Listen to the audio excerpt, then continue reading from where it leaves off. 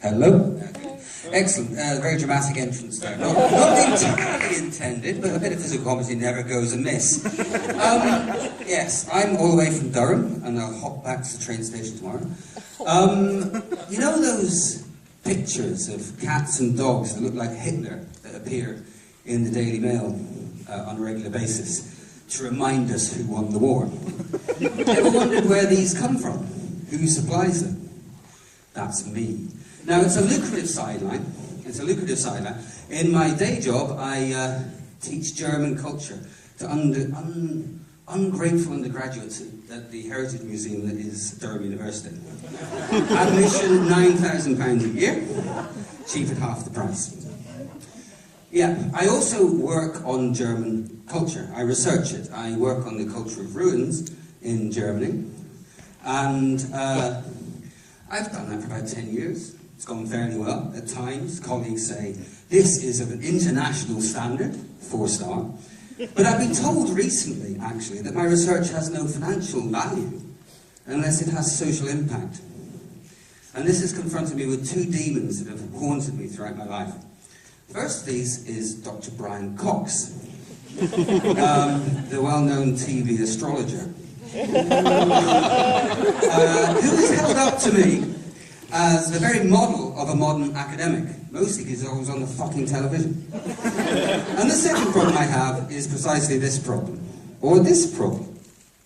Anybody read the Metro? Birmingham Metro edition. Elvis. Anybody read this? You know, it's free, you don't have to pay for it. Anyway, the real reason why Elvis left the building, apparently it was Hitler. In the middle, you can't quite see, it's a picture of bloody Hitler. Okay. That's the problem I have. I want to talk about European culture, but you, the audience with whom I should engage, are force-fed a diet of Blackadder, Fawlty Towers, Niall Ferguson. And you, all you want me to do is tell jokes about a funny man with a funny walk and a funny moustache. And I don't do John Cleese jokes. So in order to, how did I solve this problem? Basically, I turned to Brecht. Remember, we're supposed to be talking about Brecht tonight? I'm talking about Brecht. Brecht, I turned to Brecht, because I followed his strategy, dramatic strategy, of defamiliarization. How many in the audience have heard of defamiliarization? Well, one or two or three. Excellent. Theatre experts. We are in a theatre, after all. Defamiliarization means detaching the audience from what's going on stage so they see the world in you from a slightly different angle. And I first learned this actually through the Brecht scholar John Willett. Anyone heard of John Willett? John Willett, very good. Are you a Germanist? I'm German. Wow. John Willett translated the word verfremdung. What does the word verfremdung mean? Defamiliarization. Alienation is what I get in my job as an academic. Okay, I know all about alienation, but defamiliarization is that strategy of detaching the audience from what's going on stage so they reflect and see the world anew. So, I learned this from John Willett, and I studied Life of Galileo. How many of you here have seen Life of Galileo? It was on recently. I know you had to pay for it, but never mind. Okay, so Life of Galileo, I studied this at school. Did you study it at school? You don't remember, that's always very worrying. So that's the impact that Brecht made. So, Life of Galileo, I studied at school, it's about the ethics of the scientist and the application of science and its political application. And it's very interesting from that point of view. Now, in 1984, when I was studying this particular play, Brian Cox was getting a D in maths. Obviously, the prerequisite for career as an astrologer. And secondly, he wasn't on the telly. I was on the television. Anybody remember 1984? Any of you born 1984? I was on the BBC TV quiz show, Ask the Family. Yeah, that's obviously rung a lot of bells. It's on YouTube, honestly, and so I was on this program, and I appeared with a very neat haircut, very nice sour parting tank top, the very model of an academic son, which I am. And because of our ability to recognise objects that have been photographed from a defamiliarised angle, such as cheese graters, My brother will hate me for that. We won! We were named the brainiest family in Britain by Robert Robinson. The only TV personality of that era not currently on trial. Now, one of the beauties of that was that we would appear the next year on the next series, The Winners Always Returned. And scolding Brecht and desiring to bring down the bourgeois establishment and familiar with defamiliarization, I planned meticulously my appearance for the year after. I was going to wear a Never Mind the Bollocks t-shirt, I was going to have a Mohican haircut, and I was going to have a leather jacket covered in swastikas. I've obviously got rid of them today for reasons of good taste, which I'm obviously very interested in. So, that was it, that was the plan. And then the fucking bureaucrats of the BBC bloody cancelled the series. And they replaced it with Telly Addicts. The first stage in the dumbing down of British culture, which has led us all the way to Big Brother, W1A, and all other programmes which are just television about television. There's no substance anymore. Now, one of the things my esteemed colleague in the audience would be aware of is that Brecht often used narrator figures as a way of distancing the audience from the material on stage. And this is not about me. I know I'm telling the story of my life. It's not about me. It's about impact, science, and jokes. So what I need is a narrator to tell my life. And Noel Edmonds, the inventor of Mr. Blobby, that ring any bells? Gosh, you've forgotten it. It's all hidden away. Mr. Blobby and Crinkly Bottom. And also, of course, as you will not remember, the host of Telly Addicts. Okay, he would be the man to narrate my life, but sadly, he's not answering my calls. He thinks I'm some kind of prankster, like Chris Morris. So what I need is someone to volunteer to come and be Noel. And it's gone very quiet.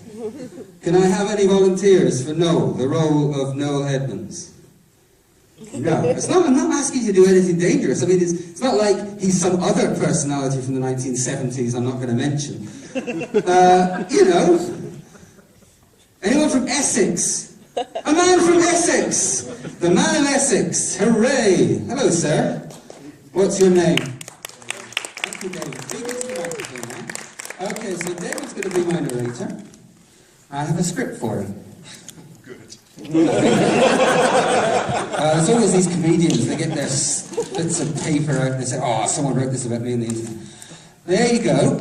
Okay, so Noel is going to take us through the rest of my life and I'm going to fill in the bits in between. It is the year of our Lord, 1988. Simon Ward is reacquainted with Brecht at a lecture at Oxford University. Yes, University of Oxford, I think you'll find. Okay. Yes, indeed, there I was. At this lecture, which was given by Dr. Tom Kuhn, Brecht scholar, who will be here tomorrow and on Saturday talking, so sadly he's not here tonight. He also wasn't answering my calls.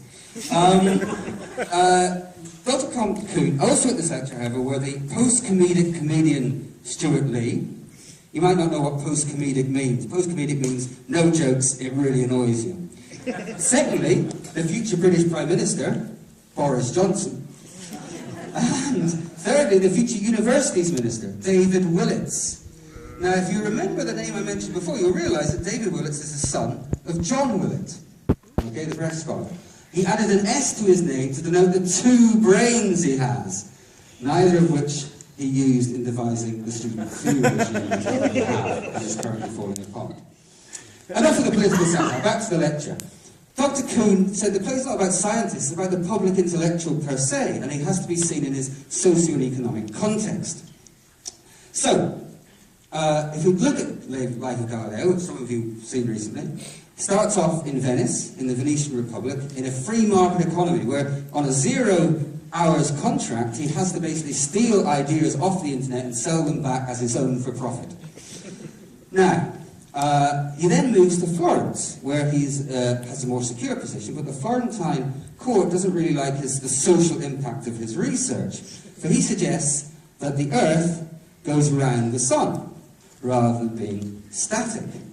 And the Florentine court thinks, hold on, this is a bit of a threat to our sense of the natural political order. And of course, Florence is under the control of the Pope. So one day, the Spanish Inquisition come calling. And Galileo has to recant. He spends the rest of his life as an itinerant stand-up comedian, telling jokes, very bad jokes, while masking his research through this humorous material. Let me give you a couple of examples.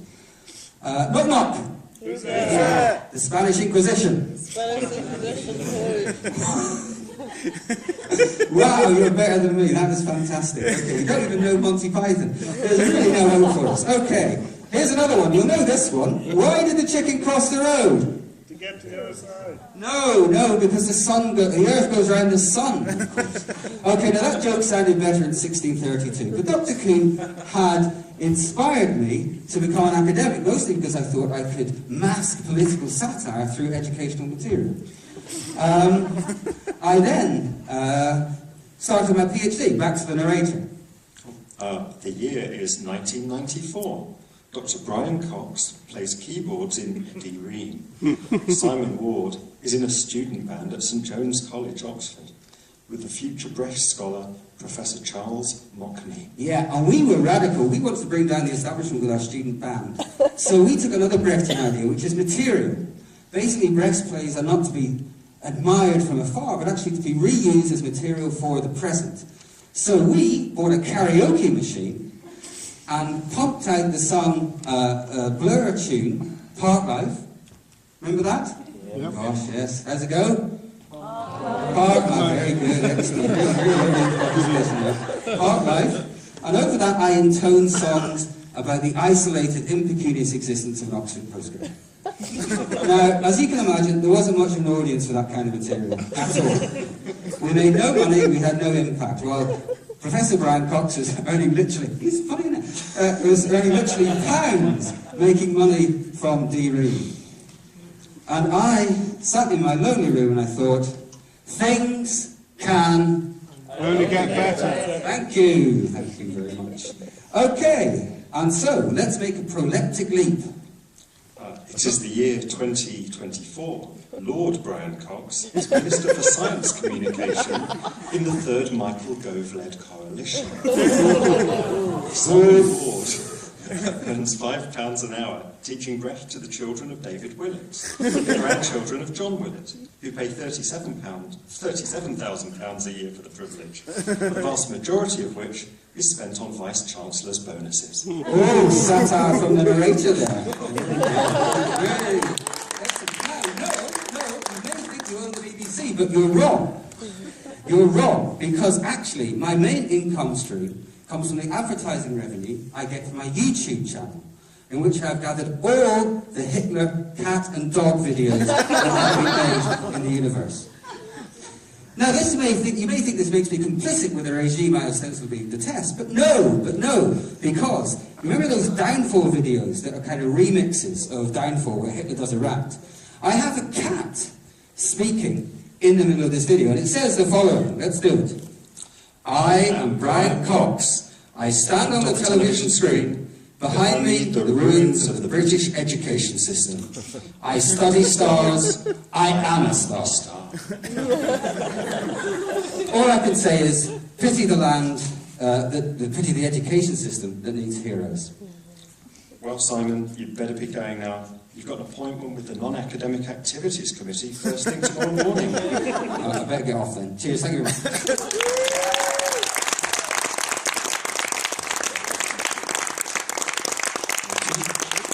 Yes, I continue to feel a bit